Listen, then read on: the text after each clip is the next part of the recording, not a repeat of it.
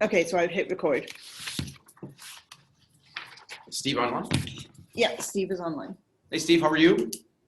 I'm good, thanks. How are you? Good, it's Ivano speaking, and we have Glenn Gillett in the room, as well as Cindy Malachowski, and Michael Hunter's online, and Angelo, you know. Yep. And somebody just rang the doorbell, hang on, to let us in. Did you have a nice weekend, Steve? Yeah, it wasn't so bad, I guess. Good. I can't complain. How about yourself? A little bit windy, but kept us busy, but that's okay. That's part of the process. Yeah, I didn't realize how windy it was till I started listening to the news last night. Yeah, certainly hit the GTA pretty hard. Yeah, Sorry, folks, I had to jog back to my office and grab a mat. that's okay. You're good. Close the door? Yeah, if you don't mind. And Isaac Musil just joined the meeting room as well, so we're good to go. Isaac, we'll just start. I'm calling the meeting to order for the Finance and Audit Committee on November 16th. Can I get an acceptance of the agenda? A mover and a seconder. I'll move it. Thanks, Cindy. Seconder. Me. Thanks, Glenn. All in favor? We're all up here. Michael? Yeah. Great. Any declaration of conflicts? Hearing none, move to acceptance of September 21 meeting minutes and October 19th. I'll give you each a chance to have a look. And if somebody can move September 21, when they're ready. I believe it's just you and Michael. What was it, those two? Okay, so Michael, I'll have to move it. Yeah. I just see in the, I've got October 19th, 2020. Looks like the maybe minutes, or I guess it's called notes. All the minutes are called notes. Both were attached, Michael. Do you want to move the September 21st minutes first? Yeah, September 21st minutes are fine. Okay, we got it. Accept that. We got to let me do them one at a time, Michael. We got a mover for that. A seconder. Can I second? I guess I'm the only one. I'll second it. All in favor? Yeah. Good, carried. Okay, October 19th, Michael. Yeah, it just looks like the one document should be called minutes is titled notes, from what I can see. I usually send notes and minutes. I've got two documents titled notes. Okay, I will double check that. So change notes to minutes. Okay, Other than that, I move to accept with amendment. except with changes. Yeah, I'm the seconder. All in favor? Yeah. Okay, Michael? Yep. We're good. Okay, finally, Stephen, we're up to you on the 2019 audited financial statements. Stephen, thank you for getting those to us in the timely fashion so we can get through our governance process. Do you want to walk the board through the draft 2019 audit? Sure, I appreciate your use of the word timely, by the way. I suppose it's a matter of perspective. Yes. So what I'll do, if it's okay with you, I don't. Given there's only a month and a half left in 2020, I don't think I need to spend a tremendous amount of time on these. I would like to take a few minutes just to hit a couple highlights for you. Sure. And comment on the audit process. So in terms of the draft financial statements, you'll see at the beginning, it's 2 pages. It's our independent auditors report. I'm not sure if I have too many auditors on the call or not, but I started working with Deloitte actually at the King and Simcoe office in Oshawa 33 or 4 years ago. I can't keep track now. 1987, whatever that was. Mm-hmm. And back in the day, an audit opinion had 3 paragraphs. It took about 3/4 of a page. Now we've moved into, as you can see, 2 pages. And if you're a publicly traded company, it's a lot more than that. So in any event, what that is an unmodified or a standard audit opinion, so it's unqualified. And it says that we believe after our audit that we think the financial statements are presented fairly in all material respects. So that's a standard unmodified audit opinion. The financial statements themselves consist of a statement of financial position, which is the balance sheet. Again, sorry, I sometimes revert back to old terminology. Statement of operations and a statement of change in net debt and cash flow. So there's actually 4 statements required under public sector accounting standards. And those are the standards that are followed by all levels of government in the country, including municipalities, and therefore the BIA follows it. The balance sheet itself, or the statement of financial position, what you can see is at the end of the year, and this is, I think, what I want to highlight, you're in a surplus position of $37,000. Keep in mind, however, that of that $37,000, 29,000 of it's actually represented by capital assets. So these are assets you've already spent the money. You can't spend it again, so to speak. So your actual operating surplus is in the tune of $8,000. So that's an accumulated operating surplus of about $8,000. You'll notice the other thing in these financial statements, and I apologize for jumping a bit all over the place, but if you've read them through, you'll see in note 2, there's a correction of a prior period error note. And what happened was that at the end of 2018, or subsequent to 2018, the city of Oshawa recognized that it had made an overpayment of $40,000 to the organization, and they determined that needed to be corrected. And so, as I understand the scenario, they said you could either write us a check for the $40,000, or we'll just reduce the amount of payments we flow you against your 2019 allocation or tax levy. And the second option was what was taken. And so during the course of the audit, it came to our attention by looking at the numbers, it didn't seem to make sense to us that this error had occurred. And so because $40,000 is a material amount for the purposes of the organization's financial statement, we did restate the prior year. So what that means is in the 2018 column, we've reduced your revenues by $40,000, and we set up an amount at 2018 as showing as due to the city of Oshawa. That was the big change in the comparative figures. The other thing you'll notice that we did change as well is that the expenses of the organization were being reflected net of recovery. So you have an event, you generate some revenues from that event. Internally, you account for that by netting against the expenses. Under public sector accounting standards, you shouldn't be recording or reflecting those in your financial statements as net. And as a result, we've reclassified those netted amounts from the prior year and shown them as revenue. And that's on the statement of operations. If we jump ahead to page 4, you'll see that $52,932. That represents those, we call them in the statement event fees, but it's the various recoveries that you have from your events. You also had some grants last year that were also netted in the comparative figures, and so we've grossed those up as well. So this year we did the same thing. We've reflected these in the statements consistently with the requirements. The event fees are showing gross, the grants are showing gross, and your taxation revenue is per the approved amount from the city of Oshawa. And so, again, as you can see in the statement of operations, what we've reflected is a net deficit of $31,766. And that, when you start with your opening accumulated surplus, leaves you in that $37,986 position that I previously told you. In terms of the audit itself and where the numbers, there were a number of accounting entries that were made as a result of the audit. Not too many of them had a significant impact on the actual bottom line. Most of them were related to grossing things up. And so, as I say, I don't think there's too much in the way of bottom line net impact from the adjustments that were made coming out of the audit. So that's that.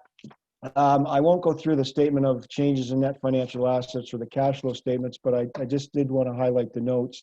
Note number 2 is the one I've referred to already. That's on page 8, and that's where we summarize the correction of the prior period error, as well as the correction of the reclassification of those comparative amounts.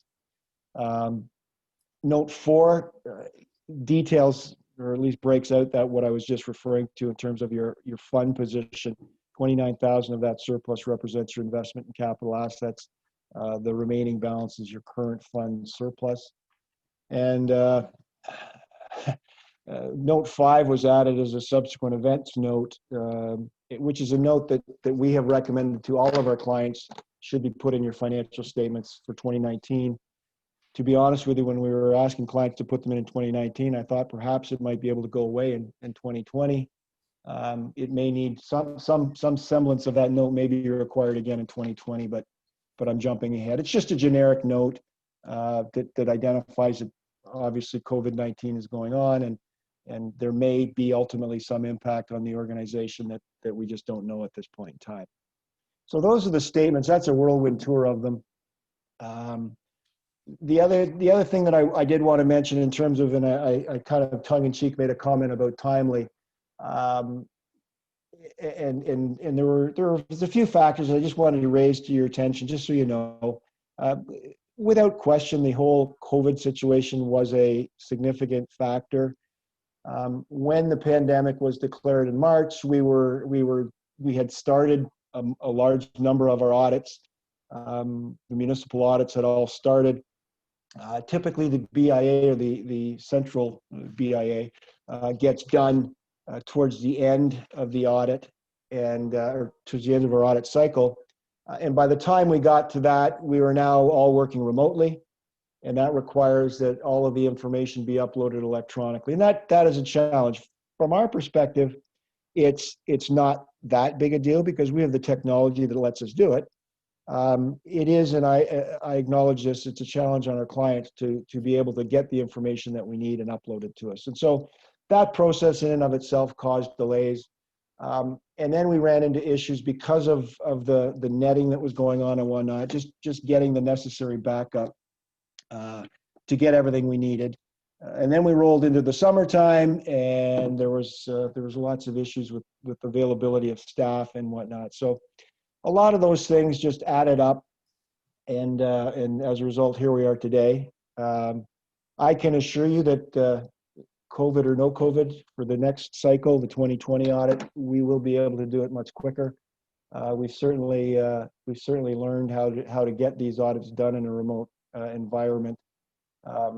I think one of the things that certainly needs to happen is before we even start asking for information to support amounts that are being reported, we need to go through a bit of an accounting exercise, just a quick one, to ensure that we understand what has been netted and what's not. Make sure the opening retained earning or opening surplus numbers are tying into what the audited statement said for 2019. Those types of things, which quite frankly can be done fairly easily. We need to do that before we start the actual auditing. I suspect that things will be better this year in that respect, and so I'm cautiously optimistic that 2020 will be much easier. I will be very disappointed if November of 2021 I'm on a call with the board of the organization talking about your 2020 financial statements. My target would be to have them done in the spring, at the same time when we wrap up the audit for the city of Oshawa and all its related organizations. So that's everything I wanted to say. I probably talked more than Angela wanted me to, but I'd be happy to answer any questions if you have any. Great. Thanks, Stephen. Let's open the floor to any questions. Michael, do you have anything online? Any questions? Nope, that kind of clarifies things for me. That's good. Stephen, I got a couple of questions, if you're all right. Sure. In terms of restating back for the netting and the grossing sort of adjustments, do we have to go back before 2018 to do any of that? My understanding is that practice has been longstanding since, I don't know, last, I'd say 10 years. Angela's been here 10 years. Yeah. We made that change in 2019. Do we have to go back and do anything with the records back then? No, because the numbers, notwithstanding that $40,000 error, the numbers are still the same. They didn't change. It was just strictly a presentation thing. So your surplus position remains unchanged as a result of those. And as I say, going forward, it's just a presentation thing. Great. And it's, Stephen, from your end, I know you talked about 2020 being another COVID impact year. We've got grants and subsidies from COVID related government sponsorship of grants. Does that change, or do we have to introduce any new line items in the revenue side of things? Not necessarily. Ultimately, the financial statements are the responsibility of the management. And so certainly management is at liberty to present things as they want, as long as it's in accordance with the accounting standards. So if you chose, for example, in 2020 to have a separate line item on your revenue section that says, one-time COVID grants, which you may or may not want to do. You could certainly do that. I would likely suggest that wouldn't be the way. I'd keep a line called grants, and then what we could do, or what you could do, is have a note to the financial statements that breaks them down. Yeah, great. Good advice. Thank you for that. I just didn't know with COVID whether people were accounting for it separately, both expense and revenue, but I like that idea. Yeah. Again, you know, let me try again. December year ends, so municipal year ends December. That happened before COVID started in 2019. So it wasn't something we had to deal with. And then I do a number of organizations, hospitals and such, that are March year ends. And the pandemic had only been declared 2 weeks before the end of their fiscal year. So there wasn't a significant amount of actual activity, specifically expenses and revenues, as you point out. So, you know, we'll be looking at that as we get around to presenting financial statements this year, and you know, we'll have some suggestions that we'd be happy to share. Great. Stephen, as you sort of pointed out, as we're moving away from sort of expense-only organization, holding some capital assets, one of the things that comes to mind is sort of practices in acquiring those assets. Given our size and type of organization, do you see it as unusual for us to do online purchases and transactions with the equipments and things that we're buying? Again, we're not buying special machinery or anything like that. It's more commodity type items that are available, I guess I would say, internationally, right? Yeah. So I'm trying to coach this in the right way. You know, e-commerce is rampant. Everyone's doing it. Purchasing online, personally and corporately, is not uncommon. And so I would say there's nothing wrong with it, as long as you have the proper controls in place to ensure. And then it gets back to the basics. I joke about starting in 1987 when I didn't have a computer, everything was paper. You know, you had to have processes in place where before you could make a purchase, you had to have the authorization to do it. You should set limits as to, you know, person A is allowed to purchase up to X dollars on their own. Beyond that price, then it's somebody else has to approve it. And beyond that, maybe the board has to be involved. So you have to set those parameters. You have to ensure there's some level of documentation that verifies that those procedures that you have in place were followed. Then you make your purchase. Yeah. And then when the item you purchased is received, you have to have processes in place to ensure A, it was received, and then B, that the payment process is properly followed, that the invoice was reviewed, it was agreed to the purchase or the expected price from the purchases, and that the necessary, whatever the process is for check signing, etc., that's all taken care of. So the risk you get, the more electronic you get, is there is less obvious checks and balances. Not to say they're not there, but it's you know, it's not the piece of paper someone can look up and say, yes, look at, I see Angela's initials on that, she approved this. So you need to make sure there's documentation in place. You need to make sure you have the controls in place to ensure purchases are properly authorized, properly received, properly paid, and then you have to have the documentation to support those procedures are being followed appropriately.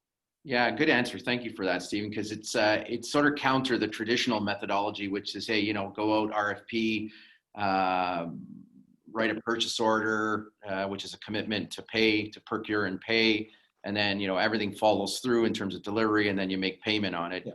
It's the other way around. Essentially, you do the electronic transfers, and then the materials arrive, right? Right, but again, you do need to assess, like, you know, you wouldn't go out and buy and I'm getting ridiculous here, but you wouldn't buy a $250,000 building through the internet. Yeah, yeah. Right. So obviously, you got to assess the size of your organization and say, what is a reasonable, you know, at what point in time do we say we do have to go through a tendering process? Yeah.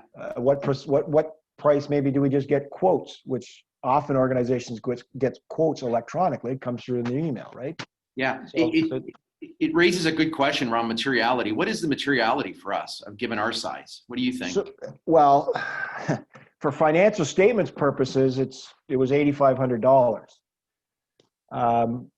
Now, in terms of the organization running, I don't think 8,500 is necessarily a reasonable number to say at this is the point we need board approval, because you, in theory, go through a process. And this is another thing with if you go through a very thorough and proper budgeting process, right, the board is essentially signing off that this is our budget for 2020. Let's skip ahead to 2020. Sorry, 2021. This is our budget.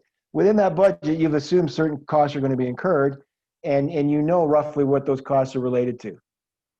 So by approving the budget, you've given management certain authority already by approving the budget. So if they're spending within the budget, within the accepted expectations of the budget, maybe you don't need to go into some additional process. But if management comes back and says, look, we didn't anticipate this cost, but we need it, but we've got an opportunity, it's a good for us, then that's the kind of thing that maybe you've got to come back and say, okay, that wasn't planned for, that wasn't in our budget. Now we need to go through, we need board approval. And maybe that's $10,000. I don't know. It's kind of what you're comfortable with. Yeah, well, that's good. Thank you for that, Stephen. When it comes to, again, in Oregon, our practices our size and the use of petty cash, we've got a limit of about $200 in there in terms of running a float and a petty cash. Is that unreasonable or unusual? Should it be higher or lower? What do you think? And again, notwithstanding the caveat around controls and signing and record keeping and documentation. I guess off the top of my head, not knowing all the ins and outs, I'd say 200 seems a little low, but then I'd need to know what you're using the petty cash for. Yeah. If it's to run to the drugstore to get stamps, Yeah. I guess question one would be, do you reasonably need more? That'd be the first question. The second question would be, if you do think you need more, at what level does it become uncomfortable that there's lack of control over it? Yeah. Yeah, it always comes down to controls and documentation. I agree with you. Thanks for that one as well. And then last but not least, we got credit cards. You talked about it, sort of the online purchases. It sort of rubs up against the signing authority. I like the way you described it before is, once you set a budget, you kind of authorize the management to go out and procure. And sometimes you do those procurements through a credit card. Is credit card the right thing to do or no? It's one of those things. It's some people hate them, some people love them, some people are indifferent to them, and I'm not sure what I fall. Credit card, once you put a credit card in someone's hand, you do lose some control. Right. That said, it's a widely used scenario. You have to have the proper. Again, I sound like a broken record, but you have to have the right controls in place. It can be used only for corporate purposes. Yeah. It has to be paid regularly. You cannot use it for personal purposes. Right. And I think one of the things I'd go back at all these comments that you've been asking, they're all very good questions, is that ultimately in an organization your size, you will never ever be able to have the level of segregation of duties that would be ideal.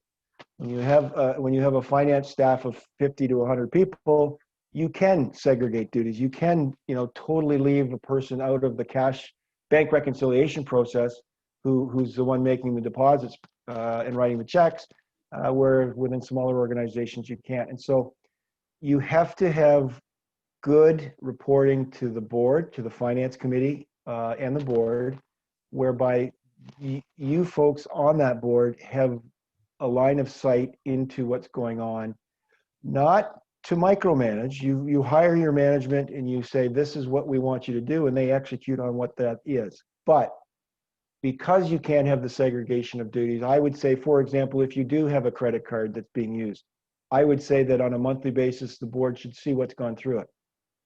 Yeah, good idea. Say, this is what was purchased on the credit card and we're fine with it. You need to see financial results on a monthly, or I'm going to say monthly basis. I'm an accountant, I like numbers. So you need to see that on a regular basis to be able to say, hey, why are we over? Why are we under? What's going on? Has something happened? And management needs to make you aware of those types of things. So I really think the credit card in a small organization makes sense as long as it's, there's a limit on the credit card, there's a credit limit, there's specific restrictions on what it can and cannot be used for, and absolutely not for any personal reason, and it needs to be reviewed on a monthly basis. Yeah, I like that idea. So thanks for that one. The credit card sort of butts up against some of the policy things around writing checks. So credit card only has one signing authority, and generally our controls require two on checks. and we manually write checks. Is that unusual from your side point? Because a credit card purchase is one signature technically, because there's only one on the card, right? Whereas a check has two signatures and controls over that. And then when we manually write those checks, is that, again, we're a small organization, like you said, the same people overlap with all the authorities and controls. Is that unusual from your end, or is there a better way to handle that? I would say it's not unusual, because ultimately you got to write the check to pay the credit card bill, right? Yeah. So that's gonna fall into your two. So when you allow credit cards, you are essentially, well, think about it this way: how many people does it take if you weren't using a credit card to buy ink for the printer in the office? You'd have to call Grand Toy or whoever. I don't know if they exist anymore, but you'd have to call your supplier. So presumably it's a single person would make the call and say, we need ink, right? That single person is making the purchase. They're committing the organization to a payment the same way as if they used a credit card, ultimately. Yeah. Right. And the payment still requires two signatures. So I don't think using a credit card is violating any dual signature, because ultimately when the payment's made, you still need that. So I don't have an issue with that conceptually, but again, as I say, you do have to strict credit limits, strict use limitation on what it can be used for, and regular monitoring of its use. Stephen, my name is Isaac. I do have one question. You were speaking about e-commerce, and something came to my mind I was just curious about. In a lot of cases, some e-commerce purchases would be made in like US dollars, for example. And so you've got a floating exchange rate coming back into Canadian dollars. What kind of, what would best practices around something like that? Sorry, Isaac, you kind of cut out there. Sorry about that. I was speaking more about any exchange rates on e-commerce purchases. Like, Yeah. say, for example, you're purchasing in US dollars, right? Yeah. What kind of controls would you place around something like that, like to ensure that you're staying above board? Well, technically, and I'll say technically, the right answer is on the day you make the purchase, you record it at the exchange rate that was in effect on that date. And then when you actually pay it, you recorded it. You recognize the gain or loss. Okay. However, that said, I would argue that in the case of your organization, I don't know how many U.S. purchases you're making. I'm guessing it's not too significant. And if you're paying it within 30 days or so of actually making the purchase, I think recording it at the exchange rate the day you pay it is probably the most easiest and logical thing to do. Okay. Great. Well, that's all the questions we have, Stephen. Thank you very much for taking the time out to present. I know it's the first time we asked you guys to do it, so I appreciate the flexibility to do it. So it's unfortunate you couldn't be here in person. We would certainly have a cup of coffee and chat a little bit, but certainly happy in terms of the results that you've crafted here. So thank you very much for that. My pleasure. You're Happy to do it in the future. Yeah, very good. Just as a matter of process, are you handing these into the city once we authorize them, or is that up to us to do that? No, that would be up to you guys. I'll get a final signed version out to Angela shortly, and then she can send them into the city. I'll let them know that I've finished and done the statements. But yeah, you guys should send it in. Great, thank you, Stephen. You're welcome to stay if you like, or again, happy to talk to you in future. All right, we'll go with the future. I got other fires to fight right now. Yeah, very good. Take care, man. Thanks a lot. Very good. Bye-bye. Bye-bye. So I need a motion and a seconder for the audited financial statements for 2019. We're finally here. Glenn is motioning, second. I'll second. Thanks, Isaac. All in favor? Aye. Michael? Yes. Passed. Thank goodness we're here. So Angela, when you get the final copies, Glenn, you and I are signing because I'm kind of treasurer and chair, so I can't really sign twice. So generally the treasurer signs and the chair. But Vice chair. yeah, if you don't mind. Yeah. Okay, great. So once we get those copies, if you don't mind, float by to sign it, we get that off and running. Yeah. Well done. Yeah. Took a while, but certainly interesting, some of the things. Eh? Yeah, for sure. Yeah, excellent. Okay, next item, October financial statements. They're in front of you, folks. Angela, do you want to walk through any significant changes here? I'm just looking at so really there isn't much postage. No, just sponsorships and grants came through. What that was Yeah. for our students or no? Yeah, that would have been for the summer students. Right, is that the last one we expect for the year? For the summer students. Yes, we do have a refund that's supposed to be coming back. It did come in, but had to get sent back because it's not in a name that the bank would accept. The check is written, so we're in the process of getting it returned. And that was actually from, it's a refund from 2018, where there was an overpayment for something from the events. Great, so we're probably ahead. So it was marketing for it. The only major thing left between now and the end of the year, sorry, I'm going Yep. from October and then forecasting out, is HST rebate. We expect that shortly. Yeah, I believe it came in the beginning of this month. So it should show up on the next financial Great. statement. So that sort of closes out revenue for the year. It looks like we nursed this one home. Thank you for that. Going through the expense side, is anything there that you see that's extraordinary? No, the last of the Troubadour series is in there.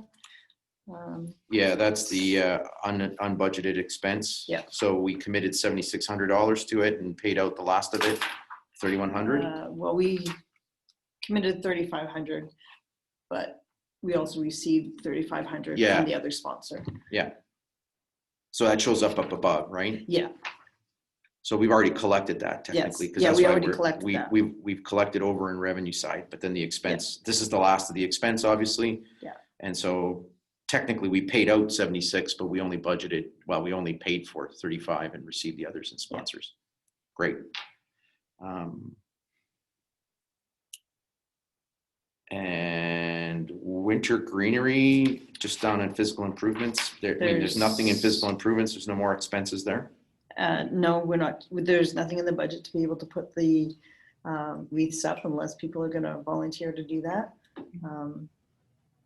It's just not gonna happen, right? We Right. just don't have the budget. I have a quick question. Back in the day, when I was on beautification or transitioning, I vaguely recall Amanda making a deal with the people who provided greenery last year Kingsway? that they gave us a discount or something if we committed to another year. Was that all clarified with them? No, in fact, the prices were going up because they hadn't increased their prices in 4 years. So So I we're don't know not, anything we're not about obligated. No, do it's always been a year to year. 'Cause I thought I Because we remember- also did each year because of the enormity of the scope of the project and the cost.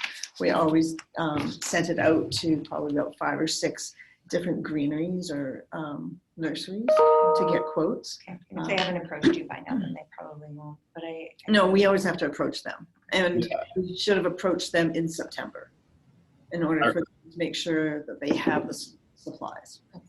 Go I ahead. remember you, Cindy, because there was the issue last year where they didn't get back to us with the quotes for a really long time. And then there was some scrambling towards the end to get everything together. And they kind of apologized and said, oh, we're going to do this for you because of our lateness on the quote. There was some sort of something they were going to give us because of that. Might have been already given to us last year that they didn't raise their price last year, or I'm not sure what it was. Even I though- remember that too, yeah. okay, thank you. So it looks like when I look at October's results, right on schedule. The only thing we have left between November and December are payables on salaries and business office expenses like rent and the utility bill. So it looks like we're going to land this puppy just on the button. Anything from your end, Angela, in terms of what you see as extraordinary? Office supplies are gonna go up a bit. But that's because we had to get toner. Yep. That's pretty much the only thing that I can see right now. So October's looks good. We're on track, and forecast looks even better in terms of being on track. So Yeah. we're in good shape. Question here. Sure. In light of the auditor's advice, should we be tacking our visa statements to the financial package that we give in the Finance and Audit Committee each month, so we can see what's gone through the visa and give some sort of check on that, I guess. I agree. That's a good point. He provided a good piece of advice there, because we should really take a look at that statement. Do you want the statement that gets mailed, or do you want the statement? Because I print off a copy when I send stuff to the bookkeeper so that he can post everything up to date. So I can do both, right? Well, the previous. Don't you put mail notes statement. on each line item that says this I is do. for this? Yeah, Yeah. so I think it's that statement after he looks at it. When I say he, the bookkeeper, after he goes through it and posts everything, we should get that as part of this statement. Sure. So then that would be the one that I print off, because just because of the timing of the other one. Yeah. I'm never really sure, but It's sure. an actual statement, not a report that you. Yeah, so I print out like a report so that, and I attach all the invoices to it so that he can see. I guess my question is it like an actual, because sometimes in the, I don't know what kind of credit card we have, but sometimes you can generate a report or you can just print off. Well, a I can statement, show you it's an actual statement, afterwards. Yeah, it should be Right? the statement. After this meeting, I can show you the two different So- things, and then you can just tell, or I can do both, right? Can we do two things? One, going forward, we should do that. Thank you, Michael, for that. And two, we already have that record. Why don't we just Yeah. post it back into the financials and just go, hey, these are all the ones that, again, it's one of these elements that as it becomes something that people can opine on as being not the best practice, we go back and correct that. So I like the idea of, you've got all the statements that Yeah. are already allocated out. Yeah. Just post it back with each of the financial records for each month. Is that good? Yep. Thanks, Michael. Is that okay with you? That sounds perfect. Thanks. Great. I need a mover for the October financial statements. I'll move it. Thanks, Cindy. Seconder? Isaac, all in favor? Michael? Yes. Carried, thank you. Item number 8, grant prospects. Angela, do you want to walk us through whatever's pending in terms of grants for next year? Well, there's a couple that I'm looking at. One I'm not sure that we qualify for, but I just haven't had the time to actually go through them. So our budget for next year is $90K in grants. Where Yeah. are we in terms of the hopper of things that we put money in for? Not that we get everything. Right now, we haven't put anything in, but we do have, in fact, Taylor and I were interviewing Trent students last week, and we have to get back to them today. Ideally, I'd like to take 2 of them on. They'd be placement students. 2 of the 3 that we interviewed are super stoked about researching and the possibility of helping writing grants. Okay. So I do have high hopes that we'll be able to do that. Again, moving forward depends on what's happening to the organization, right? So, Yeah, I would still say go ahead with it, Yeah. just because I 'cause there don't was think 2 we can that were afford to very be late. strong. Yeah. So given our success rate at 80%, we've got to write in about 120,000 worth of grant requests to Yeah. make 90, right? Yeah. So. Well, and the 90 would have also included street closures, probably. Yeah, so So- again, we got to keep track of that because that's instrumental in us hitting our budget and working that plan. So it's one of those, the more you apply for, the more chance you have of hitting that. So Yeah. right now our target's 120 in terms of application, and at an 80% success rate, that should give us about 96. Well, some of the regular grants, like the Celebrate grant, I haven't seen anything for yet. Great. And I know last year it came out really late as well. It came out beginning of December. But I haven't even heard any word on Great. that one yet. So Okay. Any other questions on that? We're good. New business, meeting dates. You've put the meeting dates for next year. The Yeah. one that was there was Family Day. I think that was a problem. yes, there was one that's on Family Day. I know this is our family, but. We're- But I didn't know if you guys wanted to do it on Tuesday or if you guys wanted to do it a different week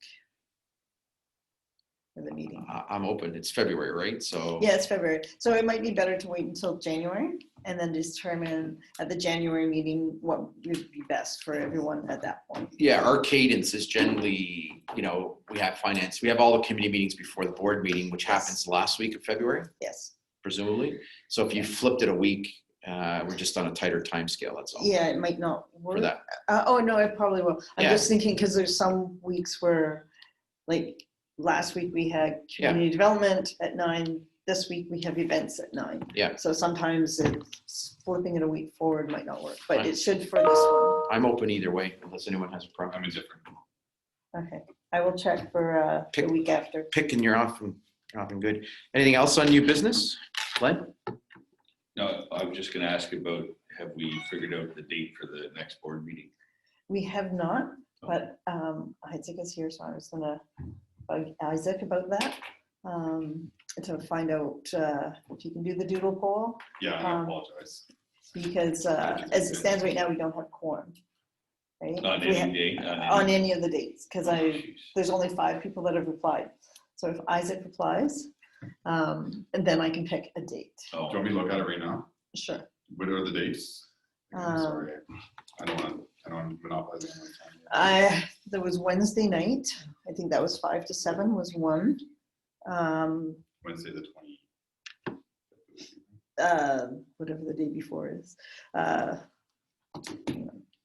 Let me just check my calendar. Or I'll just do the doodle poll when I get back to the office. Yeah, that's okay. Yeah, Yeah, yeah, just do it that way, and then, Yeah. I'll Because do- there's Yeah. others that have to. yeah, because then there's some on Thursday and Friday as well. So you still have Jeanette and. Jeanette and Matt haven't Yeah, responded replied either yet. yet, so I did send out another email on Okay. Friday.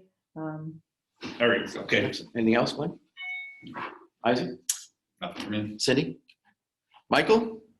Yeah, now that we've got the financial statements done, are we gonna talk about relieving yourself, Ivano, from the treasurer position? Or?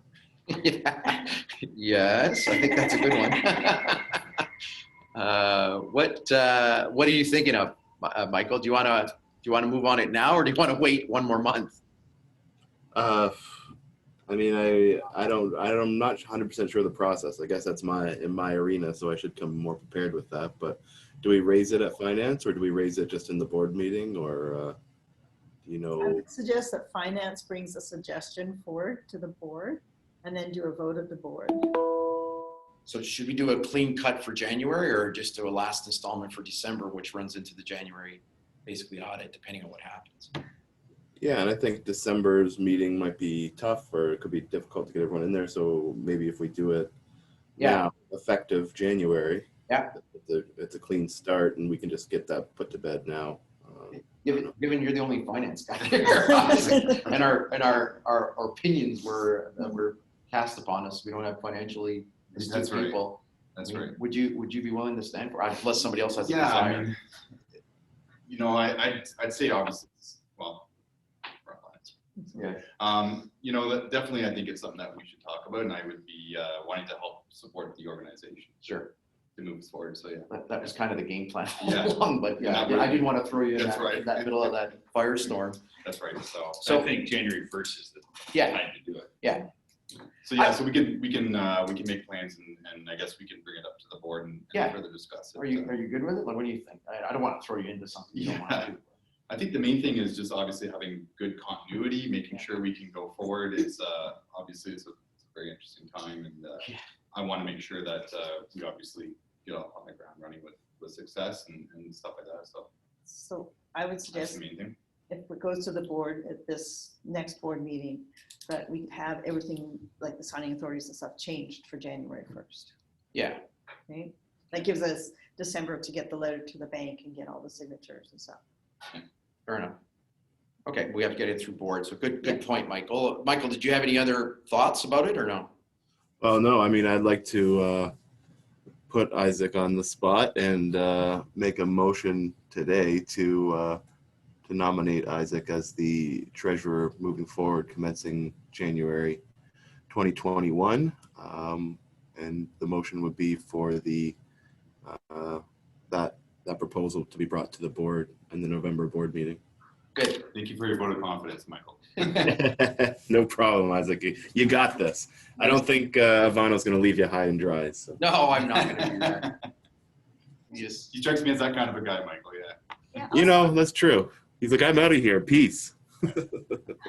I'll second it, but I also have a quick question. Is there a review period for chairs of committees or committee reviews and stuff? Because I know, Isaac, I'm technically supposed to be co-chairing the marketing committee with you, and That's I'm right. not really. You've taken that on. So if you Yeah. take on this, I'm just wondering when the shuffle happens, or if there's a shuffle or opportunity for other people. No. It's just done on an as-needed basis. There's Yeah. no. Nothing was formal. There was sort of an informal at one point where the board a few years ago decided that the chair would be in place for 2 years and then it would change, but it was never anything that was really formalized. But it's a good point. I mean, the last thing we want to do, we've got enough people around the boardroom table. People shouldn't be saddled with dual roles or multiple roles, notwithstanding what happened this year. But yeah, I mean, between the two of you, if you're good with it, I mean, you step off. You can contribute to marketing communications, but you step off as chair. Do you want to step up? Well, then it's just something to talk about. I'm Yeah. not committing right now, but I'm also chair of community development, but we're not even sure, like, there's. Yeah, that one we thought we were unwinding or whatever. You brought that up last meeting, right? Yeah, I mean, there's so much in the unknown right now, even Yeah. whether or not we're gonna be in existence in the new year, so. It's a good point though, because maybe what we do is do a review in the new year of, Yeah, of that's what I everything. would suggest. Yeah, but in the interim, I like Michael's idea of like at least putting Have a bit of a game plan. Well, because that was kind of the comments that were kind of given, and it's at least we were able to respond to the city and go, hey, here's the 4 or 5 things we've already fixed. That being one of them, right? Having That's a right. financially minded or skilled person in this role. Yeah. Okay, I like that. So we have a mover and a seconder, all in favor? I guess I should ask you if you really want to. Michael? Yes, Good, thank you. Thanks for that, Michael. no problem. Any other business, Mike? That's it for me. Cool. Motion to adjourn.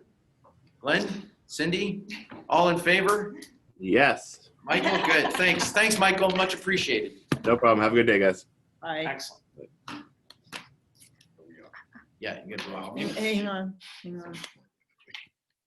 I hit the wrong button.